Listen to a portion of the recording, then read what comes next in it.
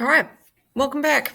We're looking at our second reading of Walden by Henry David Thoreau. And in this one, we are looking at our second and third paragraphs. Okay, this is where we're going to see a lot of that individuality and identity and freedom come into play. This is where we really start to get into what he's doing. Okay. So we're looking at, my imagination carried me so far that I even had the refusal of several farms. The refusal was all I wanted, but I never got my fingers burned by actual possession. So he never really buys anything.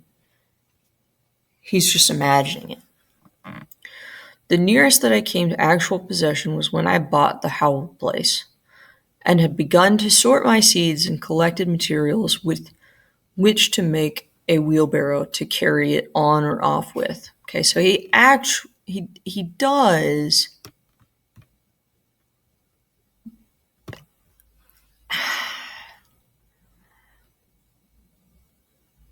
he does own this place. He buys it.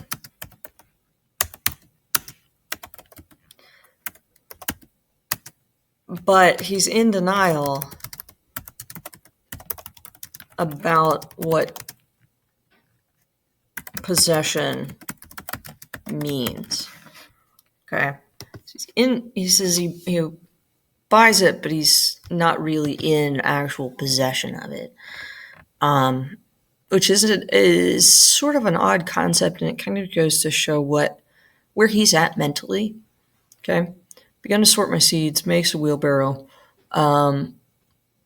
But before the owner gave me the deed of it, his wife, ever mean his such a wife, changed her mind and wished to keep it, and he offered me $10 to release him. Okay, so he's going to buy this stuff, and right before he gets the title or the deed to the land, the original owner's wife says, "Oh wait, no, we shouldn't sell it."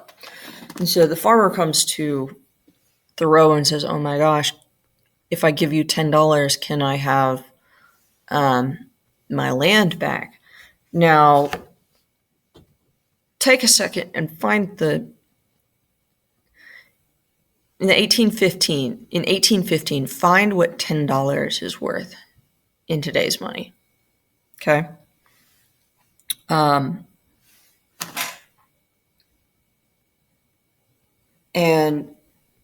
because $10 doesn't seem like that much to us,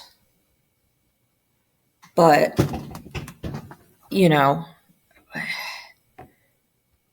it's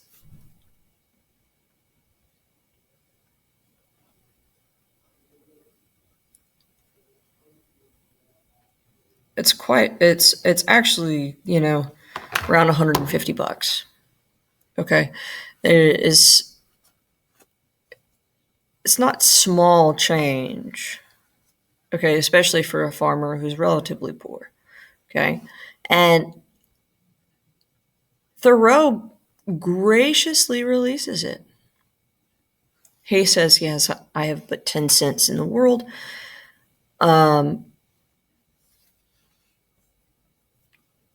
And Thoreau says, "You know what? Keep your money." Okay, so if he is really, here's the problem. If he is really going out to seek freedom, right? And to live off the land and all that stuff, there is still a certain amount of money that goes along with that. But he's saying, you know what? No, I don't need that. The other thing that we're not seeing in here that's important to understand about Thoreau's background is that Thoreau comes from a really wealthy background. He's not some poor kid that goes out in the middle of the woods and says, "Oh, I'm going to make it on my own." He's like a trust fund baby. Okay, so Thoreau sells it back to him, and everybody's kind of where they were before, and Thoreau's happy with it, and Here's kind of an interesting quote from him. I found thus that I had been a rich man without any damage to my poverty. Carrying around this idea that like poverty is like a badge of honor. Okay. That's a very transcendentalist idea. Okay. So moving forward, but I retain the landscape and I have since annually carried off what it yielded without a wheelbarrow. With respect to landscapes, I am monarch of all I survey. There is none to dispute. So he's saying, I look at it, so I own it. And nobody can tell me otherwise. I've frequently seen a poet withdraw, having enjoyed the most valuable part of a farm, while the crusty farmer supposed that he had got a few wild apples only. Why, the owner does not know it for many years, when a poet has put his farm in rhyme, and the most admirable kind of invisible fence has fairly impounded it, milked it, skimmed it, and got all the cream, and left the farmer only the skimmed milk. So those of you who have dairy cows or anything that produces milk know that the cream is the best part of it, right? Skim milk is awful. Even today. I mean, if you buy it from the store, it's like water with a little bit of milk in it. It's pretty gross.